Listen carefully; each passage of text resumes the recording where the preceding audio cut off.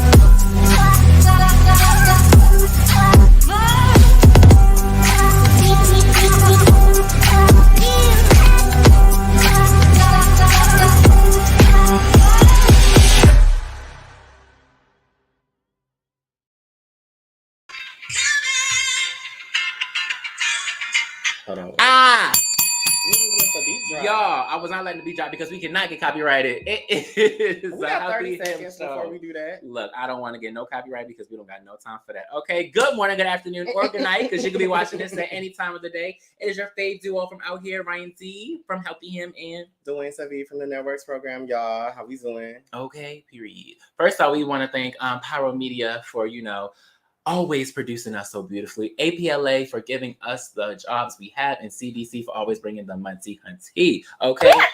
Okay, and that's just that on that. Without further ado, how you feeling today, co-host? I'm feeling good. I started my day off pretty well. I was able to, do a lot this past weekend and still remain energy and not have any grays, remain youthful, skin is popping, melanin's still glowing. And the day overall has gone basically blown by. We love that. How are you? I'm feeling good. I'm getting my energy together. Today is National Coming Out Day. So, happy National Coming Out Day to all people who are still in their closets, to all the people who came out, to all people who are thriving and just being their authentic selves always. We love that. We're here for that. And, to all our ancestors, thank you for leading the way. That's all I got to say. But, my day has been cool for the most part. It's been very productive. So, yeah. But let's get into what we do here. What we do here at Out Here. Well, we do everything here at Out Here. We have 5 different locations. We have Baldwin Hills. We have Long Beach. We have CDU MLK, which is on the Charles Drew University campus. Okay. We also have our Long Beach location and our Olympic location. We do HIV testing. We do STD and STI testing. Okay. We also do STD and STI treatment. All right. Linkage to care, PrEP and PEP services, etc., and so forth. So what is PrEP and what is PEP? So PrEP stands for pre-exposure prophylaxis. It is a pill that you take once a day to prevent you from seroconverting or contracting HIV. Wow. And it protects you by 99.9%, y'all, when taken every day or when taken as prescribed. So what's PEP? PEP is like Plan B. Okay, so say you weren't on PrEP. And, you felt like you had an exposure or something, or you just went balls to the wall at the sex party, and, you feel like you might have been exposed or anything like that, then you will come to us. Or if we are not open, you will go to an emergency room or things like that, and they will prescribe you PEP. That stands for post-exposure prophylaxis. And that's a 30-day, well, it's 28 days, but they suggest that you take it for 30 days. It's the 30-day regimen that, you take. It's a combo of 2 pills, okay? And you'll take that for those 30 days to hopefully prevent you from seroconverting. You have 3 days or 72 hours in Los Angeles County to be prescribed, from the date of exposure, to be prescribed PEP. So what's linkage to care? I don't know. I mean, y'all handle that. So we really don't, because we're looking for a specialist right now. So if you are a linkage to care specialist and are certified, we are looking for you. So right now, linkage to care is for those who already know their status, or if you don't know your status, if you get a positive result and it comes back reactive, which is essentially positive when you get an HIV test, then we link you to care through our clinic, which is across the lot essentially. Well, next door essentially as well. We have one downstairs and we also have one next door. So we take you downstairs, you get tested, but then once you get linked to care, you go next door and handle the paperwork and proper, procedure after that. But we're looking for a specialist right now to do that as well. But someone was initially doing that first. But also Healthy Him, y'all, yours truly. We have our Healthy Him checklist, and it recently went up to $100. Before, if y'all remember, it used to be $50, but now it's $100. So now if you get the monkeypox vaccination, both of them, STI testing and HIV testing, we give you $100 just like that. Like, come on now. Also, we have those who don't want to come to the clinic, and you're just like, I'd rather just not come to nobody's clinic. Come to us. I mean, no, we send it to you if you don't want to come to us. There we go. So we have a at-home HIV test that we send out for swab and chill, which you'll see the commercial for later.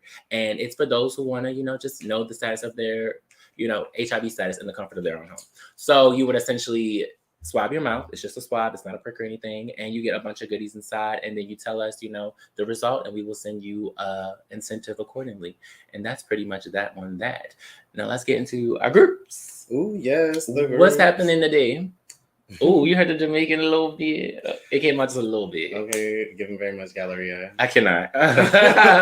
Constellation will be Saturday. Talk about kick back a day. Get it. Oh no, mama go get it. Okay, but yeah. Yeah. And we went like the little brown with the tea. That's cute. Come on. She delicious. Yes. Okay. But yeah, what we do here? So what's today? Our groups today. Yes. On Tuesdays, we have hip hop every Tuesday, okay, and every first and last Tuesday we have yoga right before, okay. And then on Wednesdays, every second and fourth Wednesday, we have Men's Mountaintop at Charles Drew or at CDU. Okay, get it? Charles Drew University, CDU. You get it? See how it works? Okay. Every second and fourth Wednesday of the month, okay, that is Men's Mountaintop, where we discuss all things, HIV, PrEP, and PEP, and then get into a nice little discussion. And we offer HIV testing if you would like to get tested that day. We incentivize $25, okay, if you get tested that day. And if you refer somebody, we give you a little bit more, okay? So just, come on through every second and fourth Wednesdays, which is tomorrow, okay? So tomorrow, come on down to Charles Drew University for Men's Mountaintop, and we will get y'all where you need to be. And on Thursdays, let's just make it clear, it is in Compton. So for all those who are in Compton, it is in Willowbrook, Compton Watts area, right? It's in the surrounding areas. Yes, it's near that, but but let's get on into a our school viewers. campus. Yeah.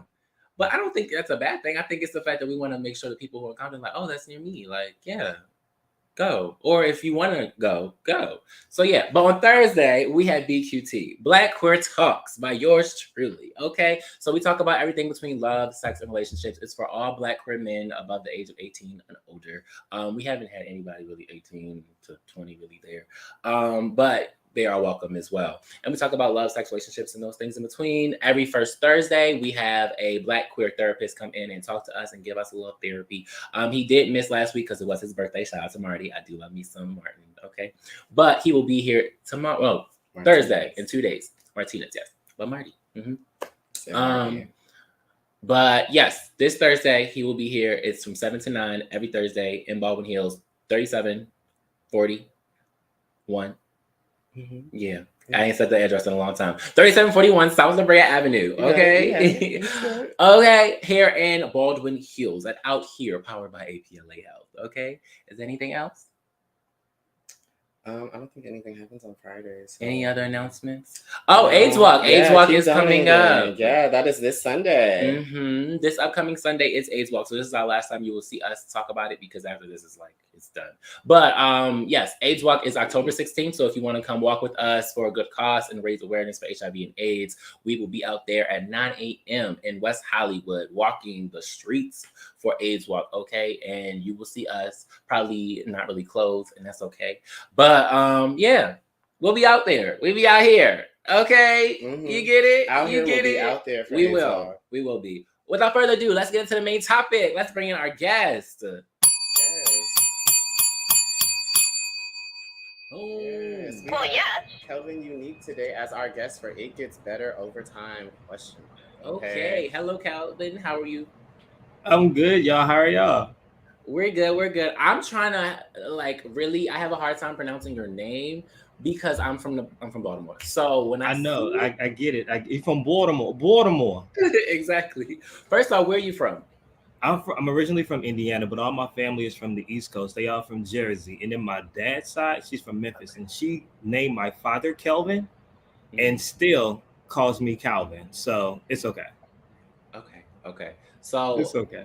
Kelvin. I'm gonna try to. I'm gonna Yeah. have to just slow Yes. it down Yes. because I talk fast too. So Kelvin. Okay. First off, today we are talking about being black, queer, and single and over 30. I mean, well, over 25. I'm sorry. Yeah. But Because potentially over 30. How old are you? I don't know who y'all said was over 30. I don't know why y'all picked me. It's over 25. I'm sorry. Okay. But Okay. Okay. yeah. How old are you, sir? You know, ask a lady her age is disrespectful. 25, I always say I'm 25.7. 27.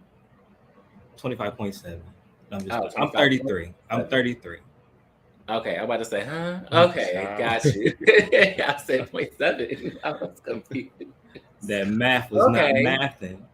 come on, 33. Right. We love that. Mhm. Yeah, I was not adding. I was not. I was, yeah. Mm-mm. Uh-huh. Okay, thank you, one, for being on the show. 33, early 30s. We love that. So let's get into it. What are your pronouns, first off, before we even go anywhere else? He, him, king. I That's love what I that. like to be referred to as. I love that. Steps to that. Okay, so what are your thoughts on today's dating scene in the Black queer community? Ooh, that's a big one. I think overall, I think that the Black queer dating scene has evolved over time. I think that I know when I first started dating in college, we weren't as vocal as who we were dating or able to date as openly as we are now. Mhm. And I don't know if that's just over time or just maturity within myself. But I think that, especially living here in Los Angeles, there has been a renaissance of, for lack of better words, out to be, of Black queer men being more open with their dating preferences and how they choose and want to date. And I think that that has been something that's been really interesting to watch, even though I haven't been out here that long, but just seeing that thing as a whole has really been interesting just to watch unfold. Okay. Okay. Hmm. You have something to add? I feel like you want to say something. Hey, Dwayne. My thoughts on Yeah. trash. I cannot. It's all trash. Nobody really knows what they want. They commit for a season because that's trending now too, where it's like, oh, we're gonna cut for the winter and then break up for the summer so that we can be hoes again. And that's not everybody. I'm not saying that's everybody, but a good majority subscribes to the trends, subscribes to the hype, subscribes to if they can't beat them, join them. And so for me, it's just kind of like the dating scene is there's piss in it. You know, I recently had this conversation on my show, The Get Right with Eric Devante. I know that's right. Plug. Every single Sunday, 6 o'clock a.m. on Good News Radio.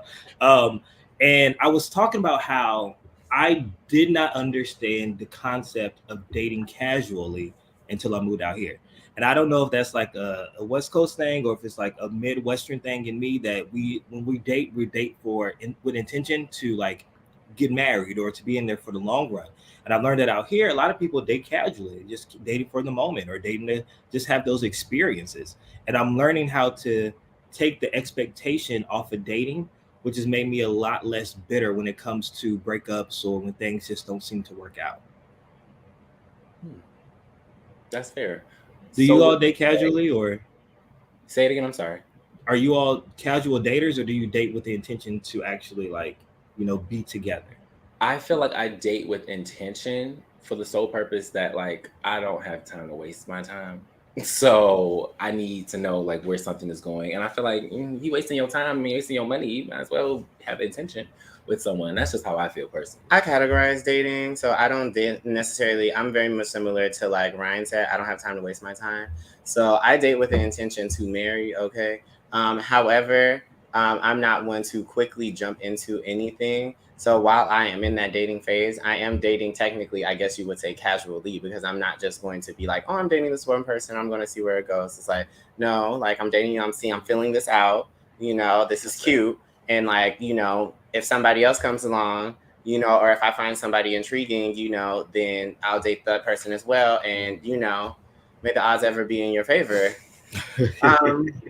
But that's kind of the way I go about it. But for the most part, it's always intentional. Like if I feel I can see something with you, then I'll give you the opportunity. But other than that, you're being categorized into this is a possibility, this isn't a possibility, but maybe the sex is good, and this just ain't gonna work at all.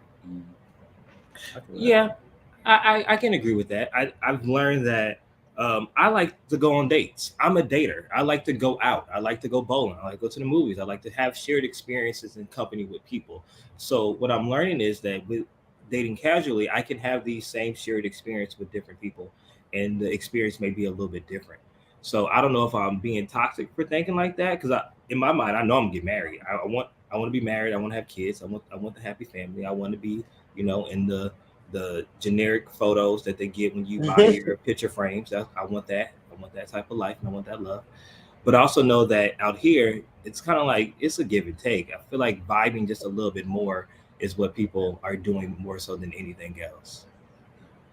I feel that. I definitely feel that. So how would you say the views have changed since your like teens and early 20s or 20s in general? Hey, what's up, Noah? For me, I think the vibe has changed. I don't know if it's like proximity or because I grew up in Indiana, and I went to school in Kentucky. Ooh. So you can imagine what the Black gay dating scene looked like back then. Very minuscule. And I don't discriminate, but I know who I would date, if that makes sense. Okay. So wait, just a quick question. Just plugging in. Do you date outside your race? No, I don't. Okay. I don't. So the Black gay men was very, very far and few between. So for me, it was like a lot of either people are not, I hate the term DL, but weren't really fully comfortable in their skin and being out yet, or it was just something that I just was not interested in. So from moving from that and then moving here to a bigger city and the options, everybody likes options like Burger King. You have it your way out here. And everybody's trying to have it their way. So I think for me, it's just like experiencing and understanding what I like. I think I've decided what I like, because what I liked at 18 was not what I liked at 20. What I liked at 25 is not what I liked at 30. And what I liked at 30 is not what I like at 33 now. And I can imagine what I'm going to be interested in when I'm 35, So it's just, for me, it's understanding who I was a little bit more. And I think that played a major part of how I view dating, because I think sometimes we all say that we're ready to date, but we aren't fully ourselves. And I believe in order to be half of someone else, you have to be whole for yourself, because I can't give half of me if I'm not whole. And I had to realize that I had to be in a place that I can actually date. Now, I was talking to a friend about this, and y'all can stop me because I'm a talker. So if I'm rambling, let me know. I was talking to a friend just about how the dating experience has really changed, because a lot of times we say that we're ready to date someone, but we don't have all of our ducks in the line to actually date who we want to date. And it's interesting about dating across. A lot of people talk about dating down and dating up. Like a lot of people want to date up. I want somebody that makes this amount, that has this type of car, that has this apartment, that does this for a living, that does all this stuff. They have to treat me like this. I want to go out on the yacht. I want to do all this stuff. But then when you think about it, can you provide the same things that you are asking for? Right. And a lot of us want more than what we can actually give, instead of dating across with someone that we can actually build with to gain those things together. And I'm learning more so now. I want to date across. People talk about Jay-Z and Beyonce. Jay-Z and Beyonce both were celebrities, but they weren't the billionaires that they were when they first started dating, So they helped each other and built up together. They dated across. And I think that should be a model that a lot of people look at when they're dating. Stop trying to date. Stop looking for someone to provide for you what you, one, cannot provide for yourself, but also what you weren't willing to do for yourself. Right. Do something and meet somebody that's at the same level, or at least striving to get the same level as you. So that way y'all can do something together. I hope y'all listen to that, because that's a major, that's a very major key. in the dating community. A lot of valid points. I feel the same way. I always try to date across because I can't imagine like being someone's dependent. I don't like that because I'm very hyper independent. So trying to be somebody's dependent is like, no, I can't. Like I can't rely on you on everything because I got trust issues, so I can't rely on people. But also, I'm not about to have nobody like relying on me all the time. Like I don't want to. Yeah, I always think date across because I feel like that's most beneficial as a person. Like knowing that y'all could build up together. I wish we had more more examples of Black queer individuals who did that, but I get the Beyonce and Jay-Z reference because we don't have any Black queer couples that are like thriving. I mean, in that way. Not only that, I just feel like on top of that, it's just anybody who's dating across. Like I think a lot of the time the taboo thing is, or the stereotype is, okay, you know, very much so like Mike Jones. Back then they didn't want me, now I'm hot, they all love me. Like, but it's like, you know, now that I'm in a relationship, people, you know, they're afraid that people are going to, you know, want their man or want them. So like we don't really like express, you know, what is going on in the relationship or how we got there or et cetera and so forth. Because, you know, as unfortunate as it sounds, somebody's always worried about the next person, and it's not for no reason, but it is sad that is a reality of Black queer dating as well. But I think that is so true, but it's also so sad because it's National Coming Out Day. You all mentioned at the top of the show, and I think that for me, it was really important for me to embrace who I was and to say who I am because there's so many other Black boys that don't have that example that you're talking about. There's so many other Black boys that don't see themselves in the future or actually living a life that they want to and choose to because they don't have those examples. And that comes the same with Black queer love. I think that it's important that we show these examples of Black queer love and things that can last. I was talking to one of my friends the other day, and he was just talking about like, why do you think Black queer relationships don't last?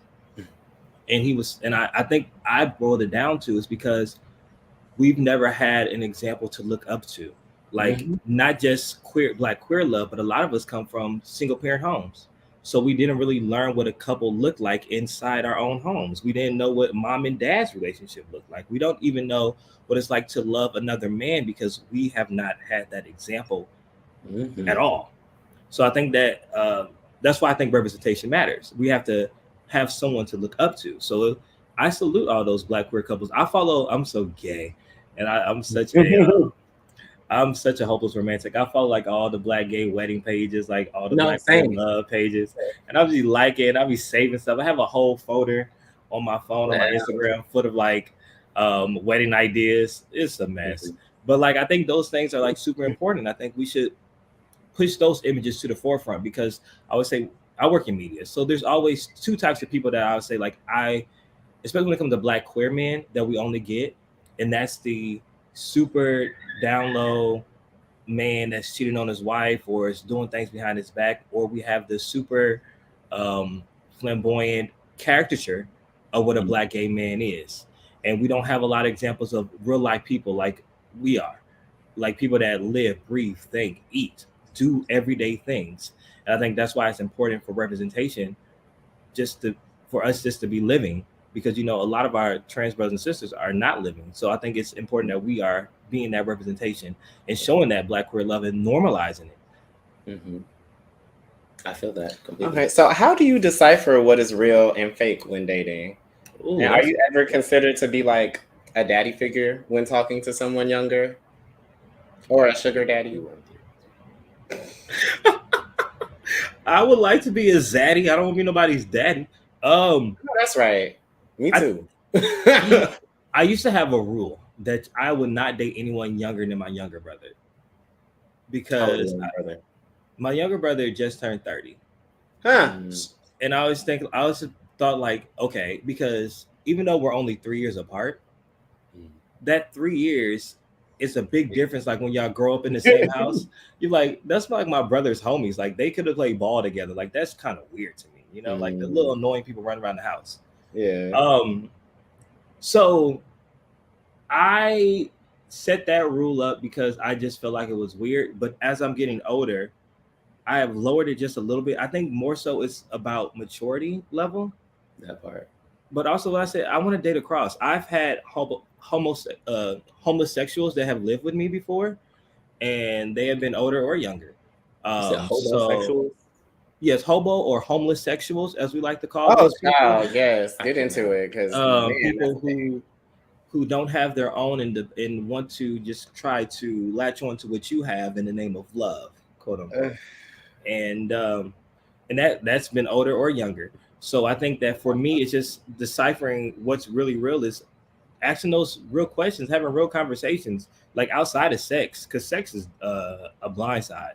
Sex can really deter some people and just make them do the craziest things, and you don't have any connection. I remember I was talking to somebody for 3 months and did not know their middle name. And one day I just thought about, like, why do I like you? And there was no other reason besides the sex was good. And I think that's when I realized, okay, Kevin, you have to be doing something a little bit different. Because I think a lot of times we attach these things and these ideas to what's not really there. We have these feelings of love and emotion, especially that goes back to representation and learning how to love and learning how to love another man.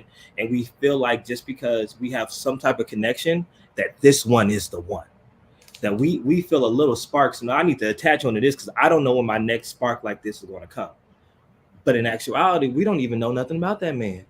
We don't know nothing about that person's upbringing. We don't know what their goals are, what their aspirations are. We just laid up and having a good time.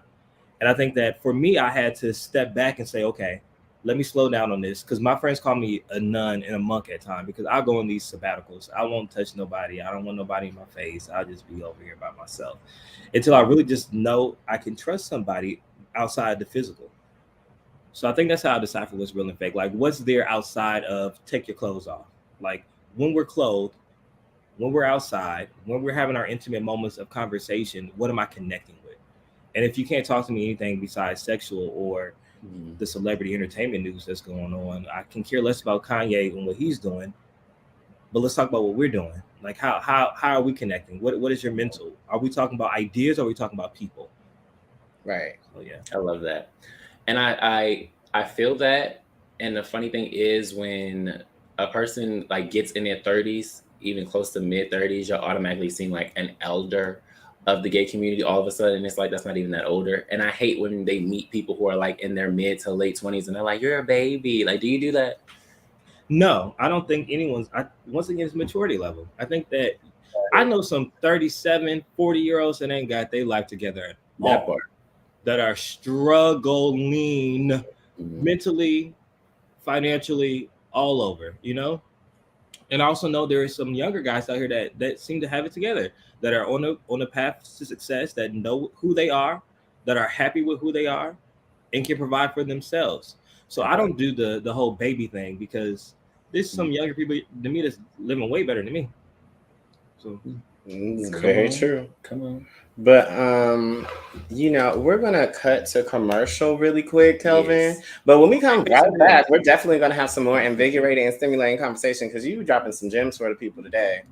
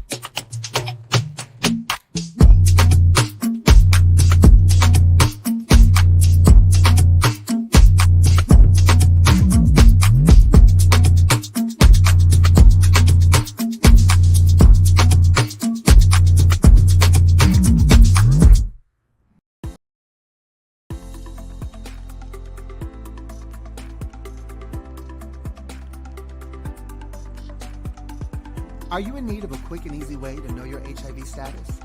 Swab and Chill is a discreet way to learn your status in the comfort of your own home. The process gives you results in 20 minutes.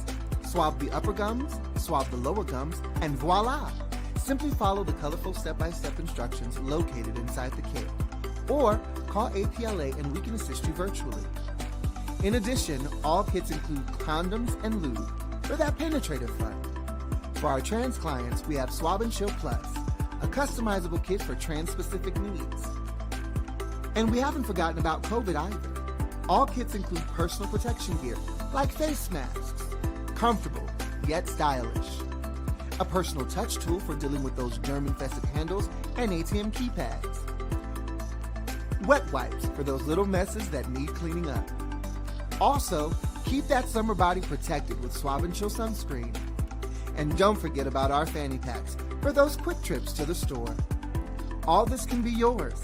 Simply call Swab and Chill at 323-329-9713 or email us at swabandchill@apla.org. We would love for you to be part of our Swab and Chill family. Come swab and chill with us!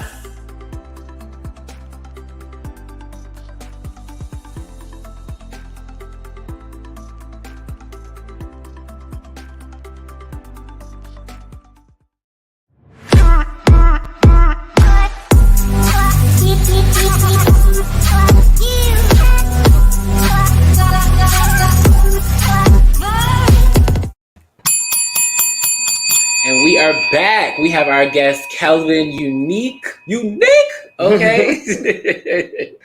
We have him on the show today, and we are talking about it gets better over time. Being a Black queer man, single, and over 25. Okay, look at that. Come on. Wow. Just Unique. that rich melanin. Okay, that was a glamour shot. That's my favorite. I'm just like this show like this. Okay, right. Okay. But let's get right back into it. So our question for you that we actually missed that we wanted to get into, can you tell us about an early experience that you had that made you question relationships altogether or dating altogether? Here we go. Y'all ready? Get the tissue. No, just playing.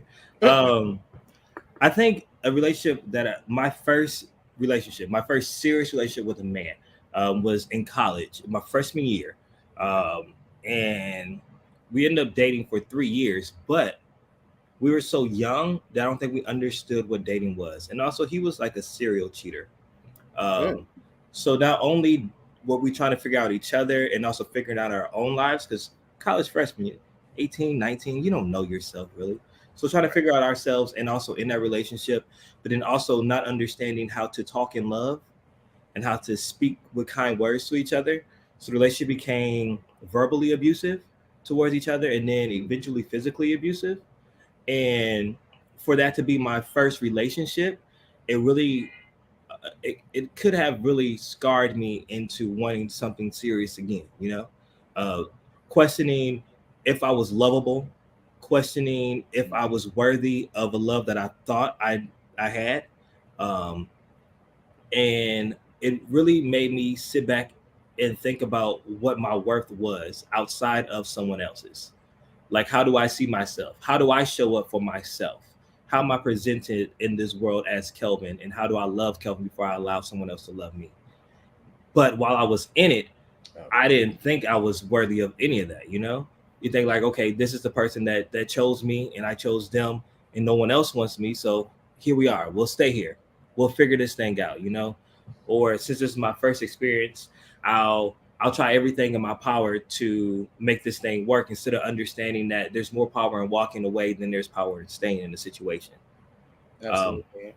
So I think that was probably that first experience that made me think like, what the hell is this? Like, why am I doing this? I feel that. Well, side question really quick. Kelvin, what is your sign? Because I'm a Sagittarius, but I'm a cuspy. So I'm November 22nd. So I'm a Sag Scorpio cusp, but I identify more with that Sagittarius side.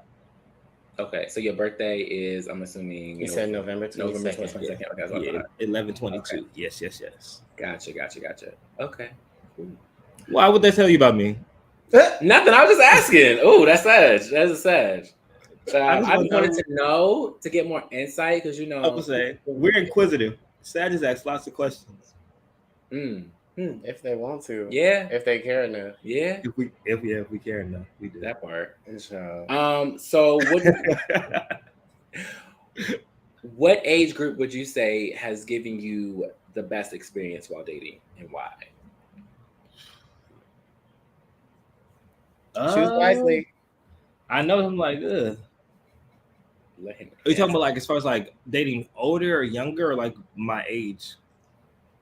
Just any age group. Like you can give a range, like Yeah. from this age to this age. You could be like, you know, you can say your age group if you would like. You know, it could be generational, like millennials, Z. What is it? Okay. Boomers? That depends. The boomers. Why am I dating a boomer? That's like Exactly. someone They're You never older. know. I've dated a boomer. that's someone like 60 years old. Older. Old. No, I think that my best dating experience have been with millennials. That now I guess that's that 27 through like 40, I guess is millennial age right now, right? Because we're getting older and older by the day. I don't even know no more. So technically, it's from 26 to like 4. Yes. Yeah, I think like the oldest millennials are like in their late 40s, right? Mm-hmm. So I would say that age group. What I've liked and enjoyed about, because the younger, I don't know because I have this baby face still, but a lot of younger guys still approach me, and I think that's really interesting. But I love their new zest for life, and I feel like the millennials, Gen Z, have more. They're more comfortable in who they are. I think that they're more affirmed in who they are a lot more than millennials are. I think sometimes millennials are still trying to figure things out because they worried about what their mom got to say, what their grandma got to say. I think Gen Z is just like, I know who I am. This is me. I'm learning who I am. I'm more open to explore who I am. So they allow themselves to let loose a little bit more than millennials do. So I will say, as far as like stability and conversation wise, millennials, but in the affirming of who they are and willing to have a little more fun, Gen Z. Yeah, I agree for sure. Gen Z is like, they can be a little controversial, but like most of the time they know who they are because they have more space to explore than most of us had growing up. Because nowadays they have more technology, they have more like, everybody's gay, it's okay, like we can just live our lives and do the things. But hey, I definitely agree with that. I actually would disagree. I feel like Gen Z, I mean, yes, they have more room to explore, but I don't think they're really affirmed in who they are. I think they're just loud about it. You know, I think they're just like, this is who I am today. I don't know who I'm going to be tomorrow, but this is who I am today. And it's just like, that's cool and all, baby. But while you're figuring it out, you don't have to tell us each and every 5 seconds. Like, that's okay. Like, you can explore and it's great to explore and just leave that at that, you know? Like, I don't necessarily feel like they're affirmed. I feel like they're just very excited about the exploration and the freedom to do so. Versus like millennials, I feel like because we still have like some subtle shame or things just to work through mentally with everything coming from the generation before, we're just a little bit more like subtle about it and more quiet about it, a little bit more fragile, if I could be honest, just because like, you know, society as a whole tells us that we have to be like one thing and stick to it. So we don't want to come out and be like, this is who we are. And then we'd be like, oh, actually, I changed my mind because I tried that and that didn't really work. So I think that's just like, you know, the subtleties. But as far as dating wise, I probably would go with millennials too, just because it's like it's a little bit more of solid, I think, because like we said before, Gen Z is still like exploring and feeling things out. And I like I said in the beginning, I don't really have time to like, or I don't want to use my time with somebody who's still like, you know, figuring out who could be really into me today and then be like really into vanilla tomorrow. I get that. That's funny. I would say I'm a mixture. So me, I'm a zillennial, and it's a real thing. People hate to see it. The people hate to see it. But if you look it up, zillennial is a real thing, and it's because 1997. Can you at least let me talk to you? I didn't say nothing. Yeah. I mean, if you could suggest her, I could, you know. It is a thing. If you look it up, 97 is one year that was on the, I guess not even the cusp. It was a year that was not allocated for being either a millennial or Gen Z. So I was born in 97, and 97 is the year of Zillennial. 98 starts Gen Z, and it technically ends for Millennial in 96. So, 97 is just in that gray area. So we are Zillennials. Anybody born in 97 is Zillennial. So for me, my experience. Shout out to the Zillennials, okay? Okay, exactly. Thank you. Hello. Those who are in that and above, I would say I usually my ex of 4 years he's now 37. So I typically go for millennials, but I need someone who is a progressive millennial. People who are Gen Z, I probably wouldn't, because again, they are a little bit much. But I think it depends, again, like we said before, on maturity. Maturity is a huge that's thing. definitely a big thing. For sure. But also, I can't feel like I'm babying someone or anything. So it's usually like I like seeing a person who know what they want with themselves, has a goal, a plan, and is just older. I'm always drawn to older individuals too as well. I got daddy issues, but still, I admit that. So I do like I know I do. Hey. So I've always been more attracted to those who are older than myself. But that's what I say. But that's just me. So, Calvin, do you consider yourself an elder in the Black gay community? If not, no. What age do you think it begins? Because they be really trying to age us up out here. I'm just saying. I don't know why. I think it's that same thing. I think we probably did the same thing to the people in their 30s when we were when I was 15, 30, I was going up to the 20-year-olds, the mid-20s, and I was like, oh my God, they older, they zaddy. Like, I did not. I just felt like it was a little like it was. If anything, it was a little off-putting, and it made me side-eye like the older generation. It just all depends on how large the gap was. Like, for example, like when I was like I would say like 2021, somewhere around there, I was dating somebody who was like 41, 42. And I just it was kind of like it made me look at them like, what's wrong with you? Like, because it's like, why can you not find connection with someone your own age? Yeah, or close to it, So I never really looked at them like old, because obviously I was just like, well, if you look good, you look good. Hey, like, and I'm also a mature, like, young man. So it's just on top of that, again, the maturity level and all those things like that. But I did kind of look like, like something is up. Like, what's going on? So I don't know. I just think that everything in the gay experience is like dog years. Like, we don't look at life the same, whether it comes from like the age. Because I know, like, when I was like 18, I thought like somebody 30 was like a grandpa. Somebody is elderly. But then also, like, if you even look at dating, a 3-month relationship in the gay world, if y'all can last 3 months, that's like a year and a half, okay? Because the way these people be switching out quickly is crazy. So I don't think that I maybe consider an elder, but some people may consider. I think an elder comes with experience. So I think that if you have the experience in dating and you have the experience in this gay world, then that's a little bit different. Because I know there's some men that are 45 that are just now coming out, and I wouldn't consider them an elder, because they may not know as much as the gay history as we do. They don't know about who threw the first rock that started Pride. They don't know what the ballroom scene is. They don't know about the original houses, the old way versus the new way. They don't know these things. So does that make them an elder just because they're older? Or are you an elder because you are a little bit more experienced in this life? That's a good point. That's a very good point. So it could be anybody. So it's not attached to an age then, feel? It's attached to experience. I don't think it's attached to an age. I definitely think it's attached to experience. Just like if you have a doctor, just because he's like 45, but he only been practicing for 5 years, opposed to somebody who is 30 that's been practicing since they was in their early 20s. I would rather go to the one that was practicing in their early 20s and they in their late 30s now, right? That part. Okay, so another side question for me: did you grow up in a 2-parent home, or like what was your living situation when you were growing up, and how did that impact you with relationships? That's a good question. I've been blessed to have a 2-parent home. My mother and my father divorced when I was 3, but my stepdad has been in my life since I was 5.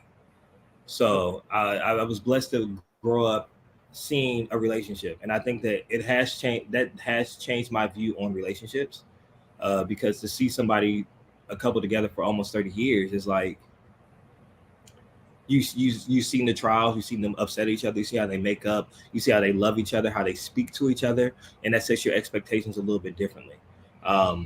So I always say the way I view relationships is a little bit how I view my mom and who I call my dad, you know. So I think it has changed my views on it. I love that. See, I personally never had that like experience, so that's why I wanted to get your experience, because I know that has a huge, like we said earlier, a huge like impact on how a person sees love, but also how they go and maneuver in like the dating world in general. So Yeah, good I to think know. I think it's rather interesting because we don't talk about that enough. I don't think that we talk, especially like in Black gay culture, we don't talk about how growing up and seeing examples of love really affect the way you love. Like if you grew up in a single parent household and you've never seen a man love on your mother, you don't know how to love as a man.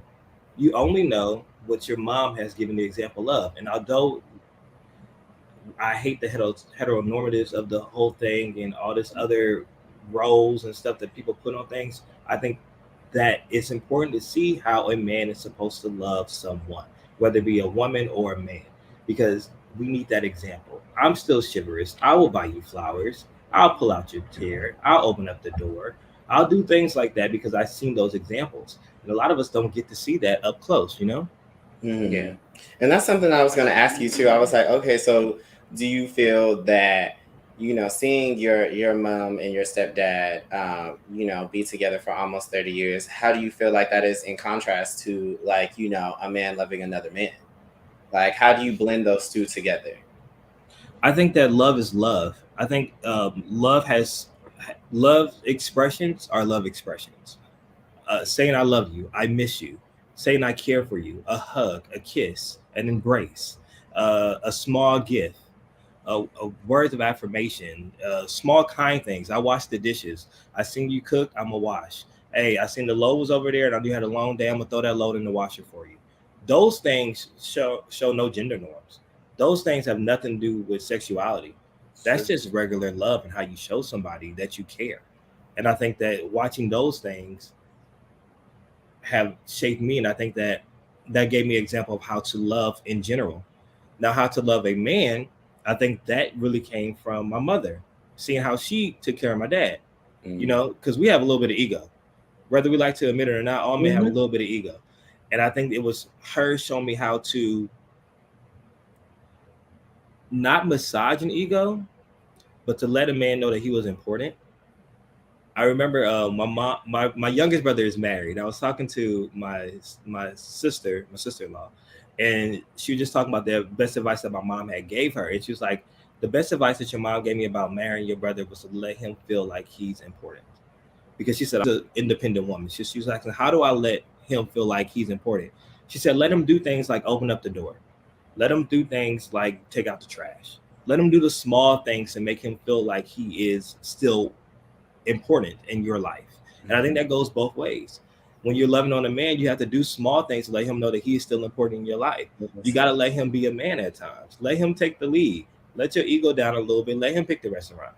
Let him decide what we're doing for the night. Don't always be so aggressive, rah. That's hilarious. I got that message on Pattern about somebody I'm dating right now, saying that they need to feel needed. So I just think that is hilarious. The alignment. That's on time. Okay. Let him open up that door, Dwayne. Let him pick the date night.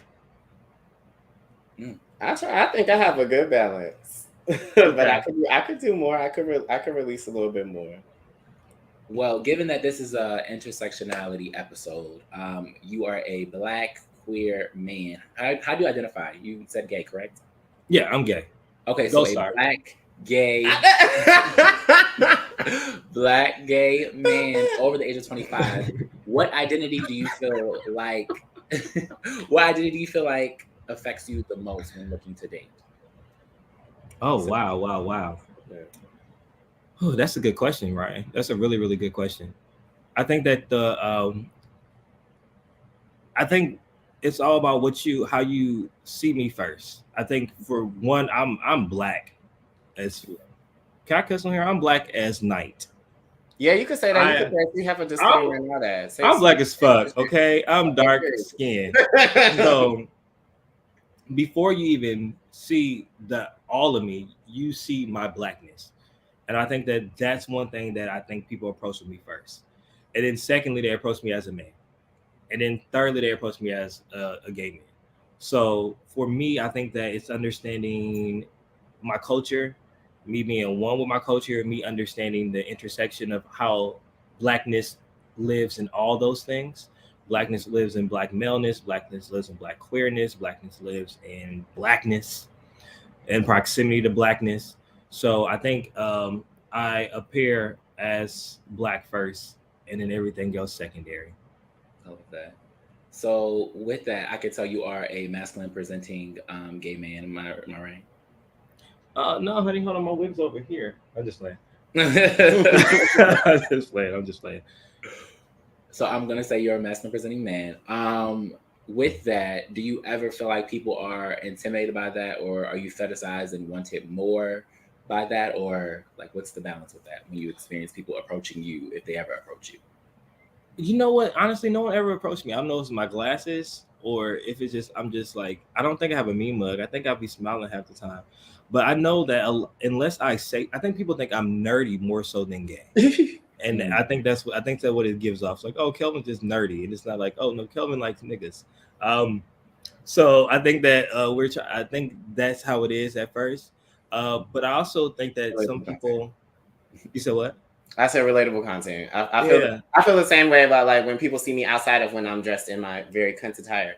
Like I feel like people just see me as like a nerd, not really like, oh, he likes niggas. They're just like, oh, you know, like, oh, I don't know what Kelvin got going on over there. But I think that when they actually do approach me, I think that they do sometimes have a preconceived notion.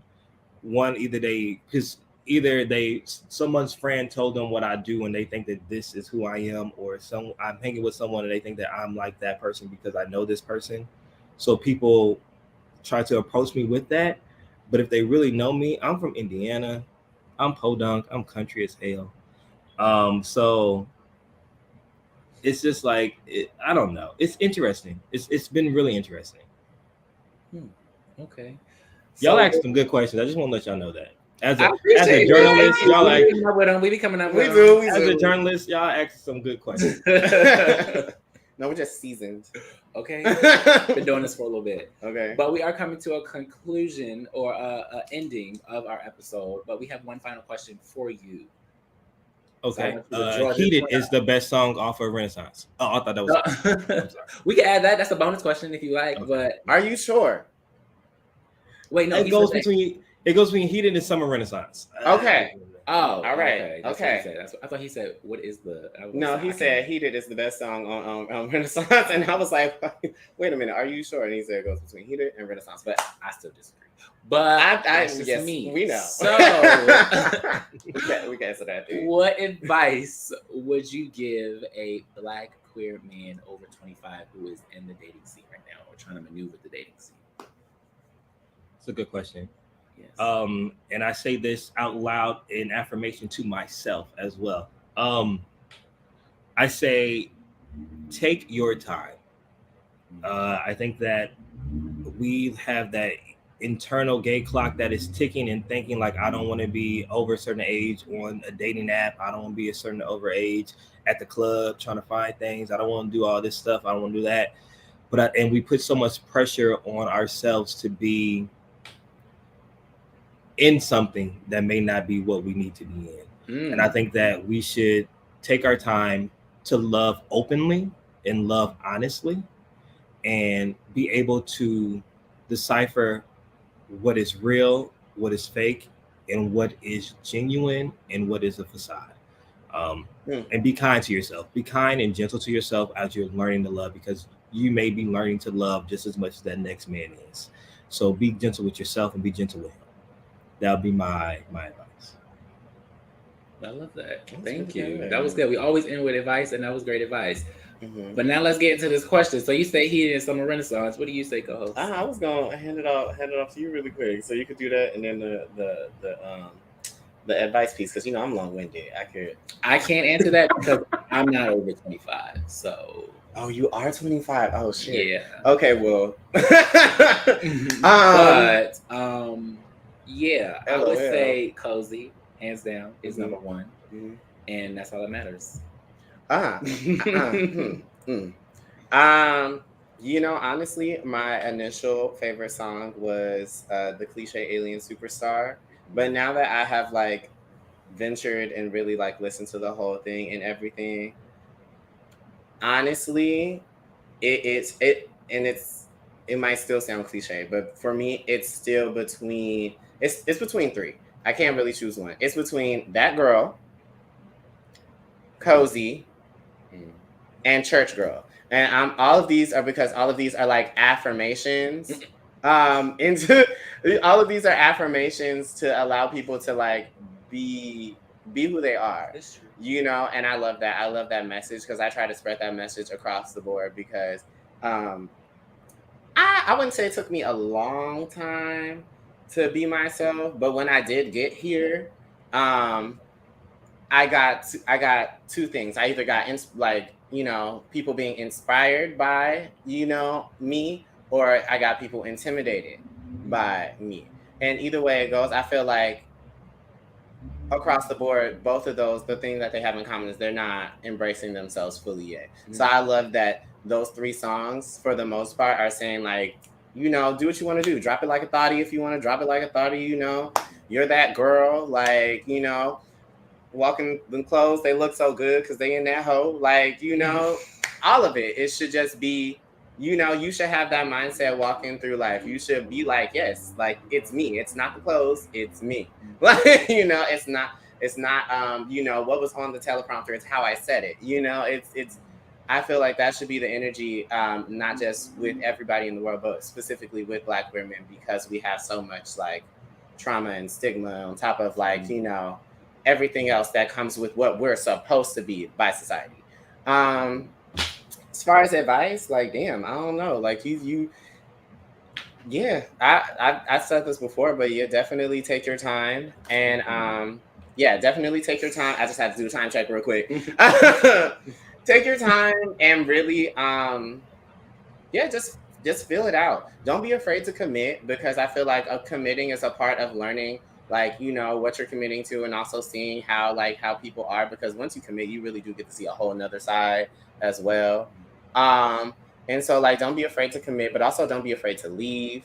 Just try some things, try some methods, try casually dating, try casually having sex, like, safely. Come see us. We'll tell you everything that you need to know to, do that safely. Okay. We got the condoms, we got the lube, we got the preps, subscriptions. Okay. I mean, prescriptions. Okay. Plug. Okay. But yeah, just try it all. See what you like, see what you don't like. And that'll help you not only grow as a person, but grow like as a date. And then also just know it's okay to not want to be married. Overall, like you can be casual date for the rest of your life and just enjoy people and their experiences, and that is okay as well. That part. But let people know, because some people want to get married, like myself. Don't set me up for the okey-doke. But yes, thank you so much, Kelvin. Being on the show. Unique. Yes. You were amazing. Your feedback was great. Hopefully, whoever watching has gained some knowledge, and for those who are over 25 are taking notes as well. We thank you for having, or being on the show. Thank you for answering all these questions if they got a little personal, and we may have you back soon for another episode, because I have an idea about something I can have you on. So listen, I enjoyed myself. Thank you all so much for thanking me for being on this episode. So yeah, and anytime I can come by and harass y'all, I will. Period. All right. But just so y'all know, it's National Coming Out Day, so be who you are for your pride. It's your fave duo saying bye.